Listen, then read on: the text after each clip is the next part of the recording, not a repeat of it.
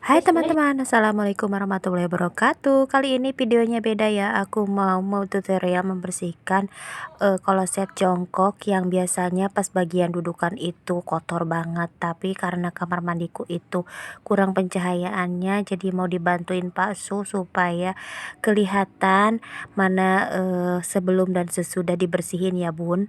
Ini kamar mandiku minimalis banget, tapi supaya kelihatan lebih bersih, jadi aku mau pakai larutan citron dan sabun cuci baju ya. Ini airnya aku panasin dulu supaya citronnya jadi lebih larut, dicampur sama sabun cairnya ya Bun. Gak terlalu banyak, yang penting larut aja. Lalu kita dikasih citronnya sesuai dengan kerak yang ada di klosetnya tebal apa enggak. Kalau misalnya terlalu kotor, jadi kita tambahin banyak. Nah, ini penampakannya. Ini bagian pijakan kakinya lumayan susah loh Bun kalau disikat nggak pakai citron. Jadi kalau misalnya pakai sikat itu digosok-gosok agak sulit ya. Ini aku buktikan pas waktu pertama digosok, ini kan citronnya nggak terlalu banyak, jadi aku mulai gosok aja dan ternyata susah banget. Jadi aku diemin dulu beberapa saat, lalu kadar citronnya nanti aku tambahin supaya jadi lebih efektif ya Bun.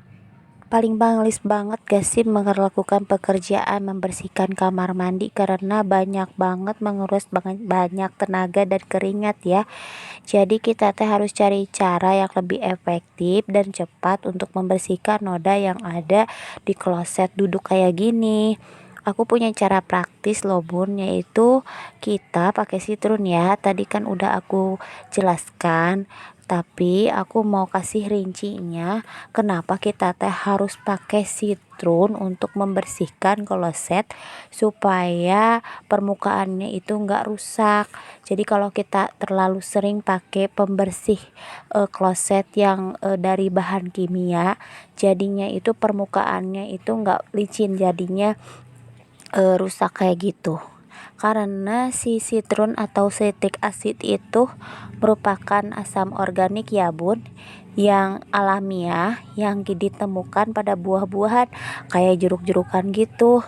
Jadi senyawa itu merupakan bahan pengawet yang baik dan alami sekaligus menambah rasa asam pada makanan dan minuman, sekaligus juga zat pembersih yang ramah lingkungan. Jadi kalaupun kita sering-sering pakai, gak masalah ya Bun. Jadi tetap aman untuk permukaan kloset kita supaya gak banyak ngelupas gitu. Karena pernah kejadian aku teh pakai pembersih kloset yang lumayan agak banyak karena terlalu dangkal, yang hasil jadinya si permukaan kloset itu mengelupas ya Bun.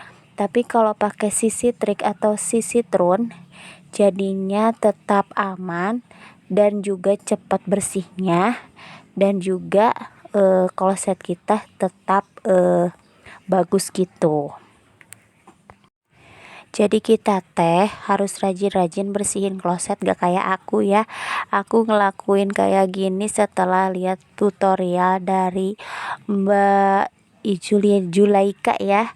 Aku liatin kontennya untuk membersihkan kloset dengan pakai larutan citron atau citric acid yang bikin kloset jadi bersih. Selain bisa digunakan untuk kloset, yang bak mandi juga bisa, dan aku pernah pakai buat bersihin baju seragam si kakak yang udah mulai dangkal.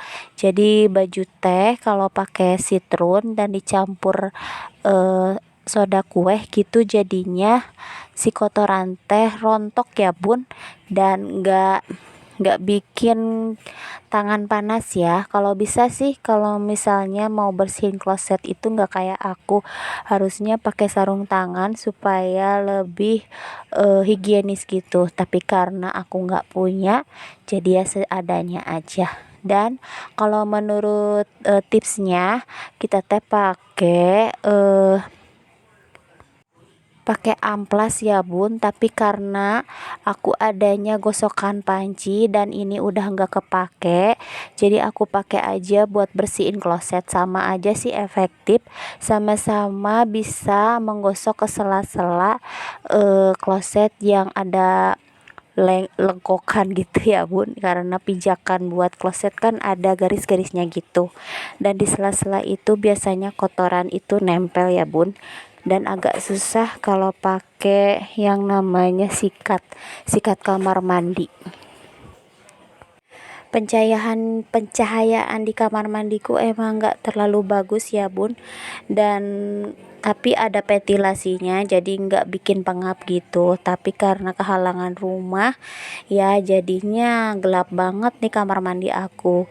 Nah kalau misalnya mau direkam itu harus pakai pencahayaan tambahan, dan alhamdulillah suamiku kan lagi libur jadi ada yang megangin lampu biar disimpan di atas kloset. Jadi ini teh sebagai bukti bahwa kita teh kalau pakai larutan sitrik itu bener-bener terbukti bun.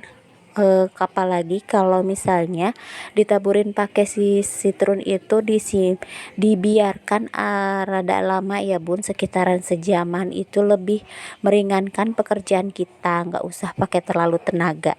Tapi karena aku lagi mau buru-buru nih, tapi bisa ning pakai tenaga nggak terlalu gede buat gosok kamar mandinya, bisa tetap rontok itu si noda-nodanya.